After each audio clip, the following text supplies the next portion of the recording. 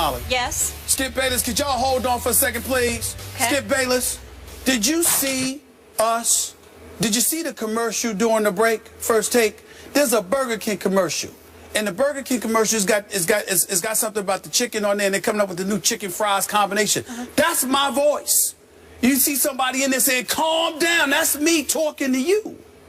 It is? It's me talking to you. I'm trying to tell you. I'm telling you the truth. I'm telling you the truth. Are you sure? It needs to be said. Y'all listen to the commercial.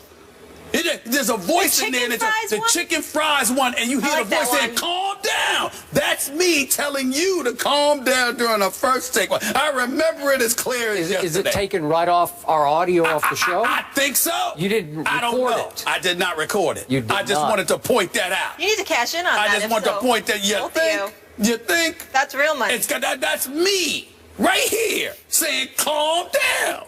Listen to it. One of these days, just listen to it. That's all I wanted to say. And you're playing college football now. There's a lot going on. I mean, Burger King need to tell me about that stuff. I like Burger King. Need to tell me about these things. Enjoy a good Whopper. How about that? All right. The word on the street is that there is a lot of tension that exists between Kirk Cousins and RG3, and that the two don't talk to each other. According to Bleacher Report, quote, they don't speak, they don't communicate, they can't be in the same room together. Griffin apparently took issue with the Bleacher Report story, tweeting this Monday morning.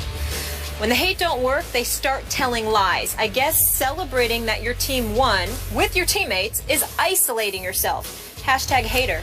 Stephen A., what's the deal?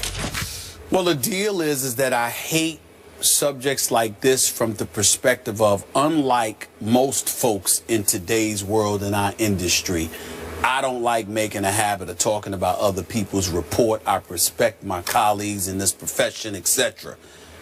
But I must admit, when I saw it, I didn't think much of it because I saw RG3 go up to Kirk Cousins on the field and wish him luck prior to the game against St. Louis on Sunday. Then in the aftermath of it, and in the aftermath of this report, I had people close to RG3 telling me that's nonsense. There's no truth to that whatsoever. Of course, RG3 is a competitor. Of course, he wishes he was starting. Of course, he wishes he were playing, and that's a natural emotion to have. But it's not like he's sitting out there wishing Kirk Cousins bad luck, hoping that the team loses, etc., etc. And they believe this to be just another shot at the personal integrity and character of RG3. I'm not about to go that far with the report. I don't know the reporter, and even if I did, I'm certainly not going to call him out like that. He's got a job to do, and if that's what he's hearing, that's what he's hearing, and we have to respect that. I would tell you that people in RG3's camp are categorically denying it, and there's nothing that I've seen, albeit I'm not at the game, it's the cameras, and I'm not in the locker room like this reporter is and all of that stuff. I would tell you it doesn't seem to be that way. At the end of the day, here is what I think is undeniable. And I always lean towards this reality, Skip, because what Joe Public needs to understand is that it is very, very rare in the history of our industry that somebody is just going to make something up and say it. They're usually being told that by somebody. Now, whether it's true or not is another matter. But actually being told it, I definitely think that's highly likely, which would lend itself towards the thought that there are still dudes in that locker room who do not like RG3. There are still guys in that locker room who wish he'd go away. There are still guys in that locker room who are ecstatic that Kirk Cousins, or anybody for that matter, is the starting quarterback for the Washington Redskins other than RG3, which to me lends itself towards the argument that the Redskins should have just let him go and RG3 should move on, because it's clear that he does not appear to have much of a future in the nation's capital. Okay. I believe this report.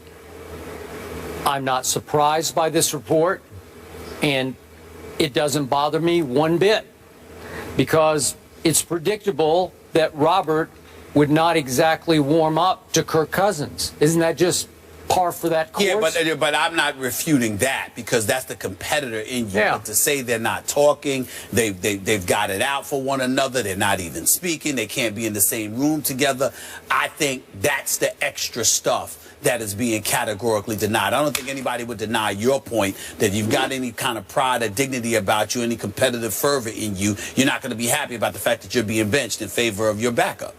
Just remember, 3 years ago, back to his rookie year, Robert Griffin III became as big a football star in D.C. as maybe they've ever had for a short span. I mean, was he not it in as football crazy an area as you'll find in this country, right? So he experienced the idolatry of that. And maybe it got to him a little bit. Maybe he didn't react that well to it as he began to brand himself that offseason through the rehab. We've talked about it.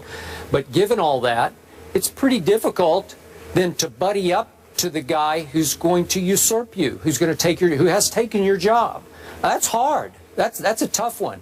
I don't remember if you did it, but a lot of people criticized Brett Favre for cold shouldering Aaron Rodgers in his first 3 years as he tried to figure out how to be a pro football player, right, as they rebuilt his whole delivery and style, right?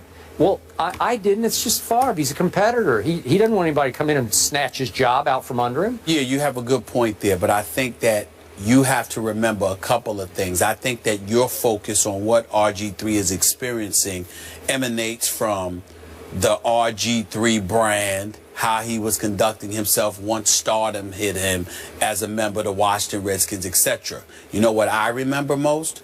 I remember his performance in his last year at Baylor. I remember after he played that terrific game when he said, I think I won the Heisman. Against Texas. And then I remember him coming on this show, being on that big screen, talking to you. That is correct. And validating the fact that that's how he felt. So long and I asked before, him, I said, are you sure you didn't alienate some voters by saying, I think I just won the Heisman? You and I weren't doing the show together religiously at that time. We were just on together on Wednesdays, and it was that day that he was on, if I recall correctly. And what I'm bringing that up to point out this, Skip. RG3 had an ego about him long before he arrived in Washington. Now, that doesn't mean that it was a negative, because you got to have that to play the quarterback. Absolutely. And he backed it up. And he backed it up. The flip side is that you were backing it up. And here's the dangerous part that needs to be said about somebody in his position. You can't be a successful quarterback in the NFL by yourself. On the NBA level, you can't win without your teammates, but you can be an individual success without your teammates. Perfect example would be Carmelo Anthony. Carmelo Anthony, the Knicks stink. We all know that. But Carmelo Anthony is a star. He's one of the top 5 greatest offensive players of the modern day generation. So even though the Knicks stink up the joint on a religious basis, it's undeniable that Carmelo Anthony is a big-time talent worthy of the star-studded status he enjoys. You can't pull that off on the NFL at the quarterback spot. You can't be RG3 and accomplish all the things you accomplished as a rookie had it not been for that offensive line. Had it not been for Mike and Kyle Shanahan and the way they employed their system to facilitate you. Had it not been for the receivers playing alongside you, along with the running backs that you had. So when you were about brand RG3 at that particular moment in time, although I believe he's a good person and I believe that he's taken far too many hits that he deserves on a personal level, I agree with you. It cannot be denied that he brought a lot of it on himself because he forgot that he didn't get here by himself. He got here because of those very teammates who clearly felt forgotten, because if they didn't feel forgotten, Skip, they wouldn't still be harboring the level of animosity that they once had for him. Okay, I agree. Now, last quick point from our Ryan Clark, who's often on this show, who knows Robert very well and likes the heck out of Robert. And I know that from off camera. He's made the point that, remember that Robert in high school was a track star first, a track star more than a football star. He was big time. He was world class. And it makes you a solo act in track. Obviously, it's not a team sport, so his mentality is a little bit it's self-centered, not in a bad way, but it's you internalize because it's just you against the world. And some of that is showing itself here, where he's not one of the fellas as much as maybe some quarterbacks are. Well, the reason why I would not use that as an excuse is because he played enough football prior to arriving in the NFL for that not to be an excuse. You've been involved in enough team activity to know better, number one. I'm just telling you his nature. I agree. I feel you. And the other part about Ryan Clark, let me point this out, close the segment with this. I wouldn't put much credence in Ryan Clark's relationship with a player. And let me tell you why. Ryan Clark's a different cat. He's very personable. He's very communicative. He's straight up. So it's pretty difficult for somebody to be aloof or dismissive of him, because he ain't having it. You see what I'm saying? And he will confront you, whereas other guys would tend to just dislike you from afar, keep their distance from you, not really make an effort to ingratiate themselves with you or to be personable with you. So they'll just designate you as not that great of a guy, and they could care less about you. But Ryan Clark, he's the kind of person that he'll be around you enough where he's personable, he can have that kind of impact. Or if he don't like you, it would be in your best interest to change that, because it'll be in your detriment to have Ryan Clark as an enemy if you're on the same team. You see what I'm saying? Ryan Clark is his own man. Right. And if he gets bad vibes from you and decides you're not the right kind of guy, you're out. That's right. And RG3 he's not a dummy now. He might sit there and look at a Ryan Clark and be like, I don't need to get on his bad side. You see my point? That's how that works. You know what I know about the Redskins? They're 1-1. Right. You know what the Giants and Eagles are? 0-2. I will say this. Redskins Matt defense, Jones. Jay Gruden deserves some credit. Their defense is looking good right now. They really are. Okay, just me. I'm going to put this in some quick perspective. Sure. I think they took advantage of a much overrated Dolphins team in the opener. It came down to a punt return by the Dolphins, 17-10 Dolphins. Close game. And then they caught the St. Louis Rams after an emotional home opening victory over arch rival Seattle, and they did not take the Redskins seriously enough in Week 2, with Pittsburgh coming back to St. Louis in Week 3. It was a trap game, and they got trapped by the Redskins. So I'm not sure about the Redskins yet. Yeah, but that St. Louis defense is something that we were raving about. I can't ignore that. Division's up for grabs. Guys, how about Alabama? For the first time since 1988, they lost at home to Ole Miss. What does this tell you about Nick Saban? We will dive into that subject. Here's your guy, Stephen A. Yes, he is.